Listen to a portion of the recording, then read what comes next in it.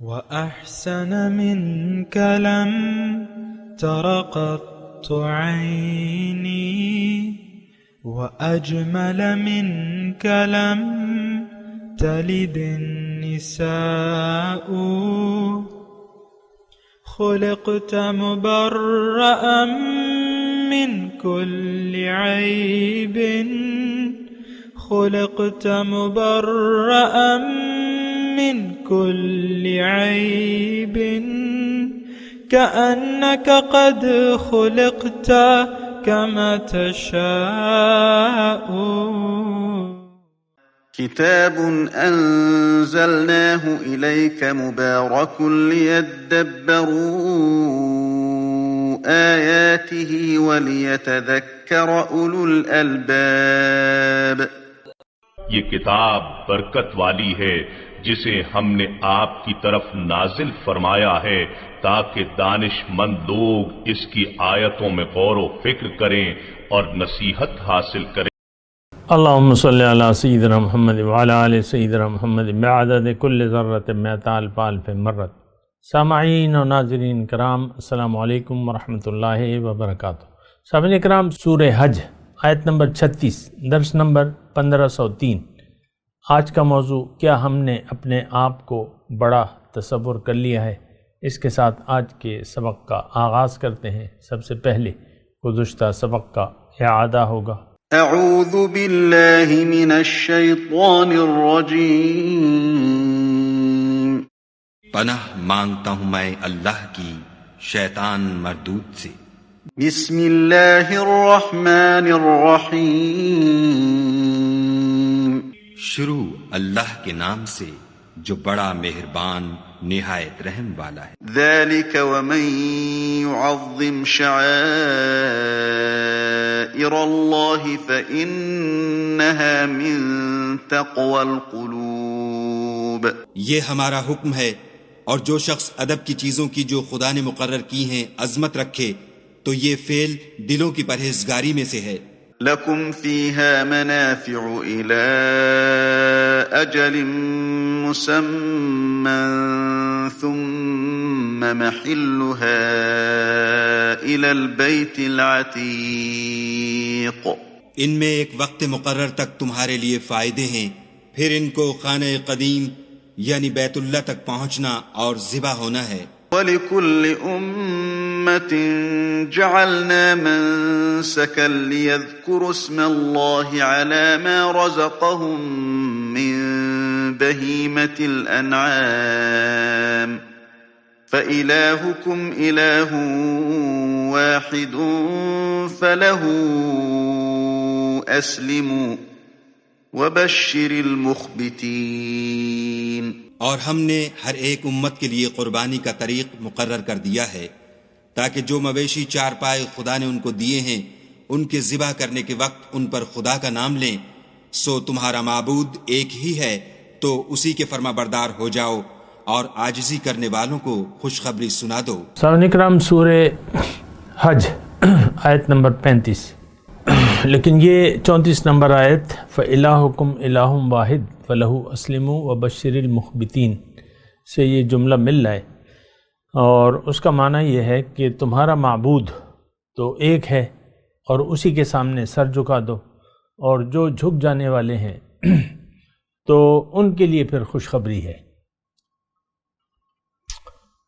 عاجزانہ روش اختیار کرنے والوں کے لیے خوشخبری ہے. آج کا سبق جو ہے الذین اذا ذکر اللہ وجلت قلوبہم، یہ مخبتین کی صفات بیان ہو رہی ہیں. جو جھک جانے والے ہیں اس کی صفات بیان ہو رہی ہے، کیونکہ بشارت ہے مخبتین کے لیے. اب وہ ان کی صفات کیا ہیں وہ اللہ تعالیٰ بیان فرما رہے کہ جب ان پہ ذکر اللہ، اللہ کا ذکر کیا جائے تو ان کے دل کانپ اٹھتے ہیں. والصابرین علی ما اصابہم، اور وہ صبر کرتے ہیں جو ان پر مصیبت آتی ہے. والمقیم الصلاۃ، اور نماز قائم کرتے ہیں. ومما رزقناہم ينفقون، اور جو کچھ رزق ہم نے ان کو دیا ہے اس میں سے خرچ کرتے ہیں. 4 صفات بیان ہوئی ہیں سامعین کرام. ایک تو یہ ہے کہ جب رب کا نام لیا جائے تو ان کے دل کانپ اٹھتے ہیں، وجد میں آ جاتے ہیں، کانپ اٹھتے ہیں، ڈرتے ہیں. یہ تقریباً یہی معنی ہے. دیکھیں اب اللہ جو کہ رب العالمین ہے اور ہمارا مقصود بھی ہے، محبوب بھی ہے اور مطلوب بھی ہے، اور اس کی شان کے کیا کہنے، اس کی شان کا بیان نہیں ہو سکتا. وہ ہر شان سے بالا تر ہے، سبحان اللہ، اس کا بیان نہیں ہو سکتا. اب ظاہر ہے کہ جتنی بلند و بالا ہستی ہے اور وراء الورا ہستی ہے، تو اس کا جب ذکر ہو یا نام لیا جائے تو ظاہر ہے کہ جو اس کا عاشق ہے، عاشق، تو اس کا دل تو وجد میں آ جائے گا. وجلت قلوبہم، ایک تو وجد بھی ہے، اس کا مطلب کہ ان کے دل وجد میں آ جاتے ہیں، ایک حال طاری ہو جاتا ہے. یہ ایک کیفیت ہے سامنے کرام. اور دوسری جگہ ہے کہ رونگٹے کھڑے ہو جاتے ہیں ان کے. دوسری جگہ یہی یعنی مختلف الفاظ کے ساتھ اس کا معنی رونگٹے ان کے کھڑے ہو جاتے، بال کھڑے ہو جاتے. یہ کیفیات ہیں سامنے کرام جو ہمارے اندر ہونی چاہیے. اگر نہیں ہے تو آپ کو پھر فکر کرنی ہے، کیونکہ آپ کو بننا ہے مخبت. کیونکہ بشارت جو ہے مخبتین کے لیے ہے، جھک جانے والوں کے لیے ہے. ہمارا رویہ یعنی آج کل کے مسلمان کا رویہ یہ متکبرانہ ہے اور یہ سر جھکانے کے لیے تیار نہیں ہے. ہم اللہ تعالیٰ کے حکم کے سامنے جھکنے کے لیے تیار نہیں ہے. ہماری روش جو ہے وہ باغیانہ ہے، اور یہ یعنی ایک بہت مشکل ہی صورتحال سے ہم سب لوگ دوچار ہیں، اور ہمیں اطمینان ہے اس پہ راضی بھی ہیں. وَاطْمَأَنُّوا بِهَا وَرَضُوا بِالْحَيَاةِ الدُّنْيَا وَاطْمَأَنُّوا بِهَا. ہماری حالت اللہ تعالیٰ نے قرآن مجید میں بیان کی بھی ہے. لیکن بات یہ ہے کہ دیکھیں یہ ظلم ہے جو ہم اپنے اوپر کر رہے ہیں. دنیا میں یعنی حقیقی محبت وہ اللہ سے ہے. پھر آپ نے خیال رکھنا ہے اللہ کا، پھر اللہ کو آپ نے یعنی اپنی اس کی یاد کو اپنی زندگی پر حاوی کرنا ہے. تو پھر آپ میں یہ جب آپ اس راستے پر چلیں گے نا، اللہ کو منزل بنا کے اللہ کے راستے پر عاشقانہ طور پہ آپ جب چلیں گے نا، عاشقانہ طور پہ، یہ جملہ تھوڑا سا میں اس پہ ٹھہر جاتا ہوں جو میں کہہ رہا ہوں نا عاشقانہ، تو اس میں یہ ہے کہ یہ محب اور محبوب کا معاملہ ہے. اللہ ہمارا محبوب ہے، ہم اس کے محب ہیں، ہم اس کے چاہنے والے ہیں. اور شدید محبت، ایمان والے جو ہیں اللہ سے شدید محبت کرتے ہیں. والذین آمنوا اشد حبا للہ. تو یہ شدید محبت کے پھر تقاضے ہیں کہ جو تقاضے آپ پھر جب آپ اپنے اندر پیدا کرتے ہیں تو یہ 4 صفات آپ کے اندر آ جاتی ہیں. تو میں آپ کو یہی بات کہہ رہا ہوں کہ دیکھیں وہ آیت میں آپ کے سامنے پڑھ رہا تھا نا کہ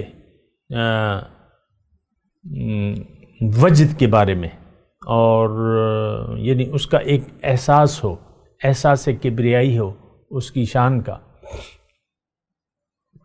پھر اس کے احکامات جو ہیں، ظاہر ہے کہ پھر اللہ کے حکم کو مانے بغیر صبر نہیں آتا اور چارہ نہیں رہتا. اللہ کے حکم کے سامنے مومن کا سر جھکا ہوا ہوتا ہے، مومن جھکے ہوئے ہوتے ہیں. مخبتین یعنی ان کے سر جھکے ہوئے ہوتے ہیں اللہ تعالیٰ کے حکم کے سامنے. اب جب اللہ کا نام لیا جائے تو ان کے دل پیار سے امڑ آتے ہیں، محبت سے لبریز ہو جاتے ہیں. وجلت قلوبہم، ایک وجد کی کیفیت پیدا ہو جاتی ہے، اور یہ اپنے رب کی شان یعنی جو میں نے آپ کو ابھی دوسرا معنی کیا نا، تو ان کے دل کانپ اٹھتے ہیں. ظاہر ہے کہ اتنی بڑی ہستی اور اتنی محبوب ہستی، یہ تمام آپ اس کی صفات کو جمع کریں تو اس کا نام سن کے یقیناً ایک احساس، زبردست احساس پیدا ہونا چاہیے ہم میں۔ اچھا، دوسری جو صفت ہے مخبتین کی، والصابرین علی ما اصابہم، جو انہیں پہنچ جاتا ہے اس پر صبر کرتے ہیں۔ دیکھیں، دنیا جائے امتحان ہے، یہ عیش کی، آرام کی جگہ نہیں ہے۔ ایک یعنی ابھی ہم نے پڑھا تھا نا کہ وَنَبْلُوكُمْ بِالشَّرِّ وَالْخَيْرِ فِتْنَةً، کہ اچھی اور بری حالت میں اللہ تعالیٰ، یہ تمام زندگی جو ہے یہ آزمائش ہے۔ اب صبر جو ہے وہ مومن کا شیوا ہے۔ صبر کا مطلب یہ ہے کہ آپ مومن جو ہے وہ حق کو قبول کر کے، حق کو منزل بنا کے، اور اللہ پر یقین کر کے کہ اللہ ہی میری منزل ہے، میں نے اللہ ہی کے پاس جانا ہے، اور یہ دنیا جو ہے اس کا یہ یقین ہوتا ہے کہ یہ دنیا جو ہے یہ ایک امتحان ہے، کبھی اچھی کبھی بری، اور ہر حالت میں یہ محتاط رہتا ہے۔ صبر کا مطلب جمے رہنا، استقامت، کہ آپ پہ یعنی جو بھی آپ کے سامنے حالات آئیں، اچھے یا برے، ظاہر ہے خیر اور شر دونوں حالتوں میں آزمائش ہے، تو اس پر آپ صبر کریں، اچھی حالت میں پھولیں نہیں، متکبرانہ روش نہ اختیار کریں، باغیانہ روش نہ اختیار کریں۔ عام طور پہ تو یہ ہوتا ہے، اور جب یعنی بری حالت ہو یا آزمائش ہو، شر کے ذریعے اللہ تعالیٰ آپ کو آزمائے یا ایسے حالات پیدا ہو جائیں، تو اس میں آپ کو بھی ثابت قدم رہنا ہے، مایوس نہیں ہونا، رب کی رحمت پہ، رب کی امداد پر بھروسہ کرنا ہے۔ اور یہ دیکھیں، یہ ایسی باتیں ہیں جو میں آپ کو کہہ رہا ہوں، یہ ایسی باتیں ہیں جو حق ہیں۔ اللہ پر بھروسہ کرنا، اللہ کی مدد کا طالب ہونا اور اسی پر بھروسہ کرنا، یہ مومن کی صفات میں سے ہے۔ جیسے کہ ایک آیت میں کبھی کبھی آپ کو پڑھ کے سناتا ہوں، سورہ ملک کی، قُلْ هُوَ الرَّحْمَنُ آمَنَّا بِهِ وَعَلَيْهِ تَوَكَّلْنَا، آپ ان سے کہہ دیجئے کہ وہ هُوَ الرَّحْمَنُ آمَنَّا بِهِ، وہ تو رحمان ہے اور اس پر ہمارا یقین ہے کہ وہی ہمارا ملجا اور ماوا ہے، وہی مددگار ہے، اور اسی پر ہمارا بھروسہ ہے۔ وَعَلَيْهِ تَوَكَّلْنَا، اسی پر ہمارا بھروسہ ہے۔ تو اب یہ کیفیات جو ہیں یہ پیدا ہونی چاہیے، یہ آپ کے اندر لازماً ہونی چاہیے۔ آپ کو صبر سے کام لینا ہے، ہر حالت جو ہے، میں آپ کو مختصر طور پہ اگر یہ بات کہوں اور کلام کو سمیٹوں تو یہ ہر حالت جو ہے وہ ایک آزمائش ہے، اور کبھی بھی آپ نے راہ مستقیم سے قدم نہیں ہٹانے، راہ مستقیم پر جمے رہنا ہے، اللہ کو منزل بنا کے اللہ کے راستے پر چلتے چلے جانا ہے۔ والمقیم الصلاۃ، اور نماز کے قائم کرنے والے ہوتے ہیں۔ یہ مخبتین جو ہے، تیسری صفت ان کی یہ بیان ہو رہی ہے کہ یہ نماز کے قائم کرنے والے۔ نماز دیکھیں ایک کیفیت کا نام ہے، بندگی کی معراج جو ہے وہ نماز ہے۔ الصلاۃ معراج المومنین، مومن کا کام بندگی ہے، اور بندگی کی معراج جو ہے وہ نماز ہے، اور نماز ایک ایسا رابطہ اور ذریعہ ہے جو آپ کا اللہ سے براہ راست قائم ہوتا ہے۔ دن میں 5 وقت اللہ تعالیٰ آپ کو اپنے پاس بلاتا ہے اور حکم دیتا ہے کہ تم میرے سامنے کھڑے ہو، مجھ سے اپنے وعدے کی تجدید کرو، اپنا وعدہ یاد کرو، ایاک نعبد و ایاک نستعین اہدنا صراط المستقیم۔ اور پھر یعنی جب بھی تم نماز کے ارکان بدلو تو اللہ اکبر کہہ کر اپنے اس وعدے کی تجدید کرو۔ دیکھیں، بنیادی طور پہ تو رب کی بڑائی یعنی اپنے عمل سے، مومن جو ہے وہ رب کی بڑائی اپنے عمل سے بیان کرتا ہے۔ یہاں بھی ابھی آئے گا، آگے ہم مضمون پڑھیں گے، لِتُكَبِّرُ اللَّهَ عَلَى مَا هَدَاكُمْ۔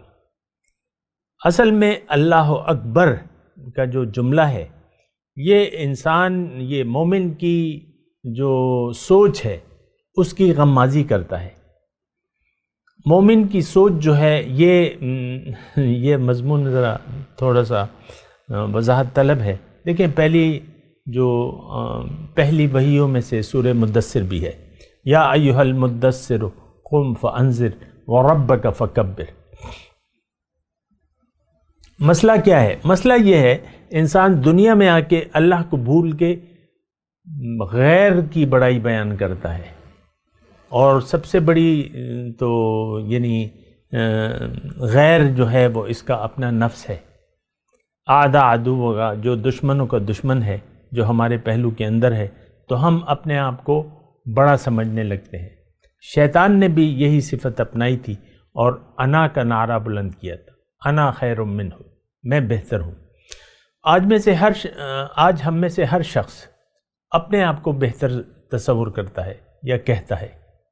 اپنے اپنے لیول پہ ہر شخص جو ہے وہ اپنی بڑائی یعنی اپنی بڑائی کے زعم میں مبتلا ہے. جہاں بھی جس کا بس چلتا ہے وہ اپنی بڑائی بیان کرتا ہے. یہ کیفیت ٹھیک نہیں ہے، یہ سوچ ٹھیک نہیں ہے. بڑا رب ہے، العظمت للہ، بڑائی اللہ کے لیے ہے. باقی جو ہیں سب اس کے سامنے بندے ہیں اس کے. انتم الفقراء الی اللہ واللہ هو الغنی الحمید. تم محتاج ہو، مخلوق محتاج ہے اللہ کی عطا کی. اللہ کی عطا کے بغیر چارہ کار نہیں ہے. اللہ کی عطا کے ہم سب محتاج ہیں، نیک ہیں یا بد ہیں، اللہ کی عطا کے محتاج ہیں. تو دیکھیں رب جو ہے وہ اپنی نعمتوں کا ہم پر اتمام کیے ہوئے ہے اور ہم پہ اپنی نعمتیں برسا رہا ہے، اور وہ بینا بھی ہے، وہ دیکھ بھی رہا ہے اور سن بھی رہا ہے اور ہمارے حالات سے واقف ہے. ان اللہ کان بما تعملون خبیرہ، جو کچھ تم کر رہے ہو اللہ تعالیٰ اس کے بارے میں خبردار ہے. تو یہ رب کی بڑائی کی میں بات کر رہا تھا.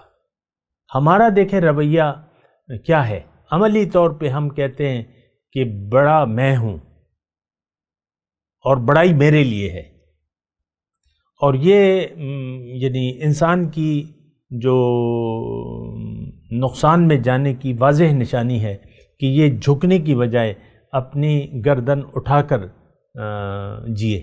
آج کا مسلمان گردن اٹھا کر زندگی گزار رہا ہے.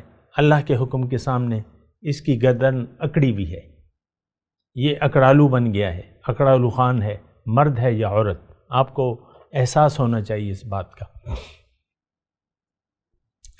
تو میں نماز کا تذکرہ کر رہا تھا سامنے کرام. والمقیم الصلاۃ، نماز کی میں آپ کی یعنی اللہ کی بڑائی جو ہے وہ نماز یعنی اس کا ایک اہم رکن ہے. دین کا ایک اہم رکن جو ہے وہ نماز ہے. نماز میں آپ اللہ کی بڑائی بیان کرتے ہیں. آپ دیکھیں مؤذن جب اذان کہتا ہے تو یہ اللہ اکبر کے جو ہیں، ویسے تو تمام اذان اللہ کی بڑائی کے بارے میں ہے، تو 4 مرتبہ پہلے 4 مرتبہ اذان کے آغاز میں اللہ اکبر کا نعرہ بلند کیا جاتا ہے. پھر 2 مرتبہ جو ہے وہ آخر میں براہ راست اللہ کی بڑائی کی بات کی جاتی ہے. اور پھر جو کلمہ ہے، کلمہ طیبہ، وہ پہلے بھی بیان کیا جاتا ہے 2 مرتبہ اور پھر 1 مرتبہ، یعنی 3 مرتبہ کلمہ طیبہ. اور کلمہ طیبہ کیا ہے؟ یہ بھی بڑائی ہے اللہ کی کہ کوئی معبود نہیں اللہ کے سوا. تو خیر یہ ساری نماز جو ہے اس کا اگر آپ تجزیہ کریں تو یہ بندے اور اللہ کے درمیان ایک معاملہ ہے راز و نیاز کا، اور اس میں بندہ اپنے رب سے اللہ کی بڑائی کا عزم کرتا ہے کہ اللہ تو بڑا ہے، میں نہیں. ہم اپنے زبان حال سے، آج کا جو مسلمان ہے برائے نام، یہ اپنے زبان حال سے کہہ رہے ہیں اللہ تعالیٰ میں بڑا ہوں، میری خواہش میری مرضی. اور یہ دیکھیں اس میں کوئی ایسی بات نہیں ہے. اس پہ تھوڑا سا آپ سوچیں کہ ہمارا رویہ جو ہے، ہم اپنی بڑائی بیان کر رہے ہیں، میں ہر جگہ، یہ معاشرے میں اوپر کی سطح پہ اور نیچے کی سطح پہ. اور پھر آپ جو یہ پروٹوکول ایجاد آپ نے کیا ہوا ہے، red carpet, guard of honour, اور یہ کیا، یہ آپ کرتے ہیں جو بڑے ہیں ان کا آپ تعظیم کریں، ان کی آپ عزت کریں. تو ایسا تو کوئی رویہ ہمیں اسلام نہیں سکھاتا ایسے پروٹوکول کا. حضور صلی اللہ علیہ وسلم جب چلتے تھے تو ان کے آگے بھی صحابہ کرام چلتے تھے، حضور صلی اللہ علیہ وسلم بیچ میں چلتے تھے. تو ہمارے اسلام میں تو کوئی ایسا تصور نہیں ہے. انسان کے لیے بڑائی نہیں ہے اسلام میں. العظمت للہ، ساری تعریفیں اللہ کے لیے. ساری خوبیوں کا مالک ایک ذات ہے، اللہ تعالیٰ کی ذات ہے. تو یہ دیکھیں ہماری جو بگاڑ آ گیا ہے ہمارے معاشرے میں، اور یہ معاشرہ منہ بولتا ثبوت ہے کہ ہم نے رب کی بڑائی نہیں بیان کرنی. ہر جگہ دیکھ لیں، ہر لیول پہ دیکھ لیں، ہم نے اپنے نفس کو بڑا کیا ہوا ہے. ہم رب کی بڑائی نہیں مانتے. اپنے عمل سے، زبان سے کہہ بھی دیا لا الہ تو کیا حاصل، دل و نگاہ جو مسلمان نہیں تو کچھ بھی نہیں. تو بہرحال مقیم الصلاۃ. اب یہ دیکھیں وہ باتیں ہیں جو کہ ہونی چاہیے. وَمِمَّا رَزَقْنَاهُمْ يُنْفِقُونَ، اور جو ہم نے ان کو رزق دیا ہے اس میں سے خرچ کرتے ہیں. ظاہر ہے مال جب اللہ کا ہو تو اللہ کی راہ میں اس کو خرچ کرنا بھی چاہیے. یعنی ہم میں مسئلہ یہ ہے کہ ہم جو کچھ بھی ہمارے پاس ہے ہم اس کو مالک سمجھتے ہیں اپنا. مائی لائف اور مائی سٹائل، یہ ایک علامتی جملہ ہے. میرا جسم میری مرضی، یہ تو آپ کے 8 مارچ والے بھی کہتے ہیں نا، میرا جسم میری مرضی. اب یہ میرا جب آپ کہنا شروع کر دیتے ہیں تو پھر اس میں سے بندگی کی رمق ختم ہو جاتی ہے. اس جملے کی وجہ سے آپ کی زندگی میں بندگی باقی نہیں رہتی. جب آپ کہتے ہیں میرا تو پھر اس آپ کی زندگی میں للہیت نہیں آ سکتی. لیکن جب آپ اپنے آپ کو ایک امانت دار تصور کرتے ہیں تو پھر جو ہے آپ کے اندر بندگی کا آغاز ہو جانا چاہیے. تو آج کا معاشرہ تو اپنے آپ کو مالک تصور کرتا ہے. آپ خود دیکھیں، معاشرے کو چھوڑ دیں، آپ اپنا احتساب کریں. آپ کے پاس جو کچھ بھی ہے، کیا آپ اس کو اپنے آپ کو اس کا مالک تصور نہیں کر سکتے؟ آپ کی جان ہے، آپ کا جسم ہے، آپ کا، اس میں کس کی مرضی چل رہی ہے؟ آپ کے مال اور جان میں. جبکہ اللہ تعالیٰ نے اس کو آزمائش قرار دے دیا ہے. انما اموالکم و اولادکم فتنہ، یہ آزمائش ہے. دیکھیں یہ نعمتیں اللہ تعالیٰ نے ہمیں دی ہیں، بطور امانت کی دی ہے، اور ہمیں حکم دیا ہے، ہماری کامیابی اس میں ہے کہ اس میں خیانت نہ کریں. مال اور جان میں اس کو اللہ کا سمجھے اور اللہ کی راہ میں اس کو خرچ کریں. لیکن آج کا جو مسلمان ہے وہ دھوکہ کھا گیا ہے اور یہ مالک بن بیٹھا ہے. ان فرعون علا فی الارض، فرعون کے بارے میں اللہ تعالیٰ نے قرآن میں ایک جملہ کہا ہے، فرعون زمین پر بڑا بن بیٹھا تھا. آج کا فرعون، آج کا مسلمان. دیکھیں ہم اس وقت کافروں کا، مشرکوں کا تذکرہ نہیں کر رہے. ہم، یہ قرآن ہے، یہ ہمارے لیے ہدایت ہے. ہم اپنے لیے اس میں نصیحت ڈھونڈنی چاہیے. آج کا مسلمان یہ زمین پر بڑا بن بیٹھا ہے فرعون کی طرح، اور ہم اپنی مرضی کر رہے ہیں. آپ دیکھیں اپنے دائرہ کار میں آپ دیکھیں، کیا آپ اپنی مرضی، یعنی جہاں بھی آپ کا بس چلتا ہے آپ اپنی مرضی چلاتے ہیں؟ آپ مرد ہوں یا آپ عورت ہو، اپنی مرضی. خاندان میں میاں بیوی ہیں، ان میں اختلاف کب پیدا ہوتا ہے؟ جب یہ ہر کام میں مرضی اپنی چلانا چاہتے ہیں۔ اللہ کی مرضی کو نظر انداز کر کے جب آپ اپنی مرضی چلائیں گے تو پھر اختلاف پیدا ہوگا۔ لیکن اگر آپ یہ جو کچھ بھی آپ کے پاس ہے اس کو اللہ کا سمجھ کے اللہ کی مرضی اور اللہ کی رضا کے مطابق اگر آپ زندگی گزاریں گے تو پھر اتفاق پیدا ہوگا، پھر اختلاف نہیں ہوگا، پھر یعنی اختلاف نہیں ہوگا۔ اس وقت تو اختلاف پایا جاتا ہے معاشرے میں، ہر لیول پہ کوئی بھی شخص مطمئن نہیں ہے دوسرے کی وجہ سے، کیونکہ ہم تو اپنی حاکمیت چاہتے ہیں، جب وہ قائم نہیں ہوتی تو جھکنا ہمیں پسند نہیں ہوتا، گوارا نہیں ہوتا۔ یہ ہر لیول پہ میں آپ سے بات کر رہا ہوں۔ تو پھر ہم جو ہے یعنی اللہ کو بھلا کر، چونکہ ہم اللہ کو بھلا کر زندگی گزار رہے ہیں، اس لیے ہماری زندگی میں پریشانی ہے، اختلاف ہے اور انتشار ہے، فساد ہے، ہماری زندگی میں فساد ہے۔ اپنے اپنے لیول ہوتے ہیں، ضروری نہیں ہے کہ ایک خاص قسم کا فساد ہو۔ لیکن آج کا مسلمان خوش نہیں ہے، کیوں کہ یہ اللہ کی رضا پر راضی نہیں ہے، یہ اللہ کی تقسیم پر ناراض ہے، اللہ کی تقسیم سے اس کو اختلاف ہے، یہ اپنی منمانی کرنا چاہتا ہے اور یہ اپنی مرضی جینا چاہتا ہے۔ یہ بات بڑی خطرناک ہے اور بڑی نقصان والی ہے۔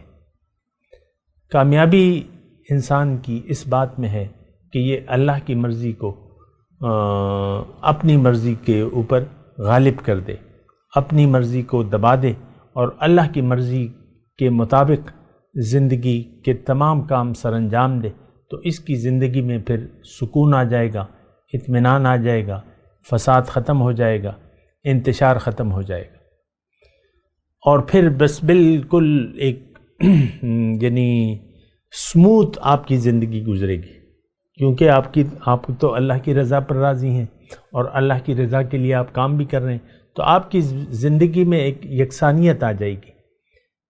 لیکن اگر آپ اپنے نفس کی خواہشات کے تابع ہو گئے تو پھر نفس تو پھر اس کا پیٹ تو نہیں بھرتا، وہ کہتا ہے حل میں مزید، یہ خواہش پوری ہو گئی یہ بھی ہونی چاہیے، یہ خواہش پوری ہو گئی یہ بھی ہونی چاہیے، تو پھر مسئلہ بگڑ جاتا ہے۔ میں تلاوت کرتا ہوں، میرے ساتھ دہرائیے۔ اعوذ باللہ من الشیطان الرجیم، بسم اللہ الرحمن الرحیم۔ الذین اذا ذکر اللہ وجلت قلوبہم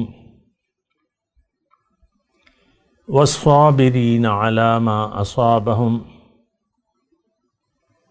والمقیم الصلاۃ ومما رزقناہم ینفقون۔ اب ان آیت کی تلاوت اور ترجمہ۔ اعوذ باللہ من الشیطان الرجیم، پناہ مانگتا ہوں میں اللہ کی شیطان مردود سے۔ بسم اللہ الرحمن الرحیم،